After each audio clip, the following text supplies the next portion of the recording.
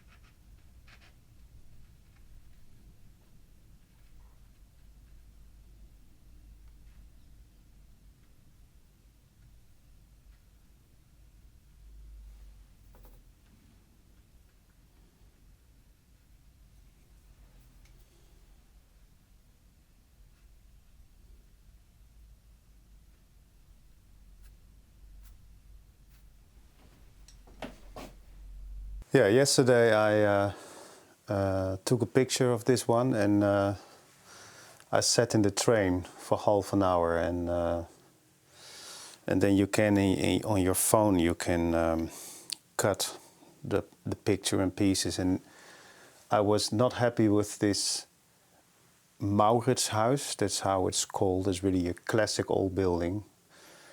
It's beautiful to paint. It's a beautiful building, but not in this composition, because in this composition where you see just where you're standing in front of the buildings, you do something really dangerous, because you make your cityscape flat. You just stand in front of those walls. So you're only painting walls with countless windows. Boring. This is not boring. This is where I want to paint shattering light and shadows on those buildings over here. The Mauritshuis, how it's called, became some kind of tiny, well, a toy, you know. And I was in the train watching this, and I cut a piece of the Mauritshuis. I cut it off, and then I saw this is what I have to do. And now this tower, where our Prime Minister works, became stronger in balance in this composition. It's just from on the left of the middle, placed over here with this nice reflection in the water. And now I'm really happy with it. A squared composition with a tower left from the middle, and then a piece of the Mauritshuis. This is great. I had a phone call yesterday afternoon with a friend of mine, and maybe you recognize what I'm explaining now. You have a chat on the phone, and then you keep on watching your painting that you want to finish. While you are distracted by this chat, the focus on the painting is different and even helpful. You see things that you won't see when you are too strongly focused on the painting. So I was really thankful for this telephone call, but there was something else that I was seeing at that moment, and that's this piece of paper. This is good quality paper. This is my painting paper, Arche, French watercolor paper. 640 grams. This was a wasted painting, and I cut it in pieces when it's wasted, and I can use it for other things, like an under layer for my wet brushes. This is laying on the table, and then when the brush is wet, I can lay it down on this so that the table, well, the table is not clean, but it will stay dry then. While I was talking on the phone, I was really impressed by this abstract painting. Not that I am an abstract painter, but what I immediately liked in this painting, in this coincidence, were the warm grey brushstrokes with this very, very deep ultramarine blue. I like the blue because this is in a way that I never reached in my paintings by myself. I reach deep blue parts in the painting, like over here in the painting, but that's a huge part in the water that I want to make deep blue. But this is more that coincidence effect that you get when you just lay down a wet brush on a piece of paper. If you believe it or not, but I immediately, the first thing I did after this phone call was, I thought 3 brushes, I put them wet with ultramarine blue just on this painting. I wait for around 1 hour or so, and then I lift them up, and I exactly reach this effect. It looked beautiful, but it didn't match the painting. So I had to wash it away. What it showed me as well was that the colors in this painting are not saturated at all. actually this became really a colorless painting when there were these dots of deep ultramarine blue on it. Of course, then you are in doubt. Should I give it more saturation? I could make that Mauritshuis on the left side really deep, clean yellow. But no, this is fine. This painting now and this composition is good, even in this quite colorless tonal look that it maybe needs, because there is depth, there is life in the water, and there is really a typically Dutch kind of mood that you find over there. So I will leave it as it is, but in the next painting of the subject I will try to make the roofs really ultramarine blue and the Mauritshuis really yellow. Just by coincidence, you see this. Wasn't it Bob Ross who taught us that coincidences are presents? I think he was right. I think it's really essential to see coincidences and mistakes as presents. When you're not able to see mistakes as presents, I think that means that you are maybe really strong focused on one successful way to reach a certain result that you already expect. And don't get me wrong, there is of course nothing wrong with that, but maybe you should find out if this is your way to get results in paintings. For me personally, it isn't. I always want to be wide open to see coincidences like this. Try things out, like leaving my wet brushes on a painting. If it does not work, then you choose not to leave it. You wash it away. And if it works, you learn something new. That's what it's all about. If I were an abstract painter, I would really like to paint like this, in this joyful, light, coincidence way. It's beautiful. But I'm not an abstract painter yet, simply because I'm so fascinated by what reality shows us in depth, in rhythm, in light, in movement. And I'm not able now to reach that to show that in abstract painting. It's a different language. That's a better way to explain this. This is a different language than the figurative way to show it. Well, some of you already noticed that I'm working on different videos as well at the moment. I got several questions in the past already from some of you if I was able to make longer videos where I only show how I start and finished one single painting. I've never done this, and I've never done this because I thought these videos would become too long. But I've been trying this out last week and the week before last week, and I noticed that there are subjects that I can paint in 1.5 to 2 hours, and that could be enough for one video. I created several videos like this, and it's more work, of course, but I like to make videos. I like to make videos because I find everything in it that I like. I like to paint, I like to write. I write a lot down in the train or when I'm having lunch over here. Things that I can explain, tell about in the videos. I like to make music. All the music in these videos was made by me. and I like to make videos.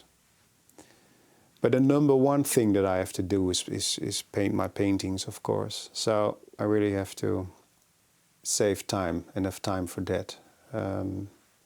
But I will make these kind of videos, and you will find these in a special member section on this channel. You pay a few dollars for this channel every month, and then every 2 weeks I will post a long, full-length video where you see me starting the painting from the drawing and finishing the painting. There is no edit, so you can look over my shoulder and see how this painting is done. There were more videos in this section. I just posted several videos in it to check out what you like. I like to do interviews as well. This is a perfect way to have more deeper interviews, as you know what I mean. So you can say the artist that the interview that we are going to do is more kind of off the record interview, that it's only for special members who choose to see this video. So it's different than interviews that will be published on YouTube that everyone can find. Just everyone who Googles the artist's name can find it. These kind of videos can be found but not watched if you are not a special member. So these will be published as well on this member channel.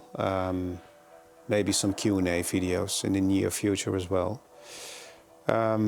Well, please check it out, and if you like it, then let me know this, and let me know for sure what you miss in this member section. Well, maybe I will make some money with it, and what I want to do with this is make more videos that I'm making with other artists. I learn a lot by visiting other artists and painting our portraits and have these spontaneously conversations. But it not only takes a lot of time, but money as well. I have to hire a cameraman, for example. I have to drive a lot to get there. All these artists are not living here in the neighborhood, but everywhere in the country. So if I'm able to pay these productions with the money I make with YouTube, that will be nice. Of course, I'm dreaming, and if this is going really well, I'm dreaming about visiting artists abroad. There are good painters in the UK, in France. There are good painters in the States as well. Well, it's only a dream, but you never know. It would be really, really exciting for me to visit them and make videos from them, from us. Well, check it out and let me know what you miss and what you like to see, and I will see if I'm able to publish what you want to see.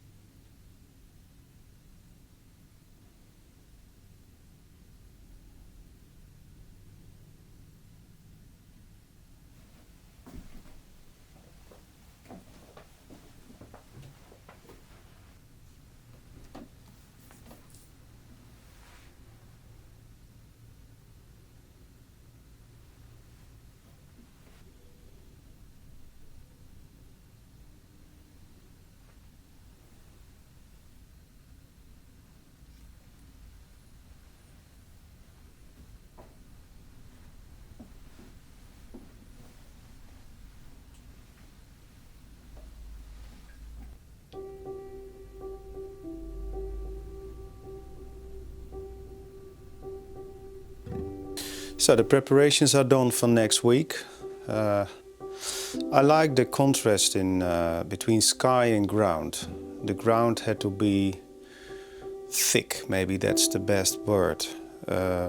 Thick, so dark enough, saturated enough to bring brightness in the sky. Light brightness. And it succeeded, so I'm happy with the start. And it was not easy to get this effect in one go on the ground because it needs a lot of pigment. Once on Instagram I saw Mark Folly, a watercolor painter who I really admire a lot, and he's like it's like cooking. So he mixes his colors on a palette. He makes some kind of sauce and he pours it over the paper. Sometimes I do that too. I've done this in this painting to make sure that a lot of pigment would be on the paper, and it worked out well. So I will go on with that one Monday after the weekend. You can see more this weekend. What do we have in the member section? We have this one.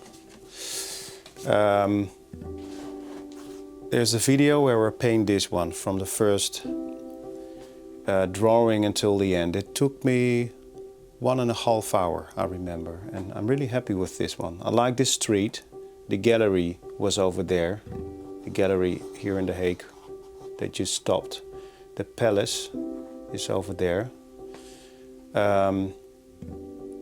You know, this is the kind of scene that you see when you're driving in your car, and then there was a wet street, there was sun, and you see it just in a very quick moment. And I took my mobile phone.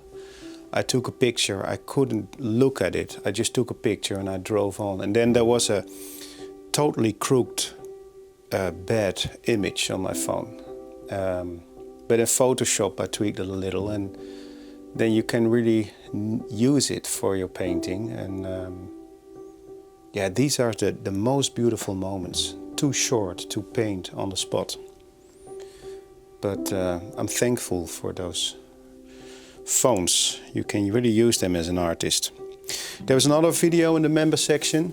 I paint this one in a long video. It's just around the corner here. And you will find in the member section what I call off-the-record interview with Suzanne, the painter I visited last week for that painting artists video. Well, check it out and enjoy your weekend, and see you next week.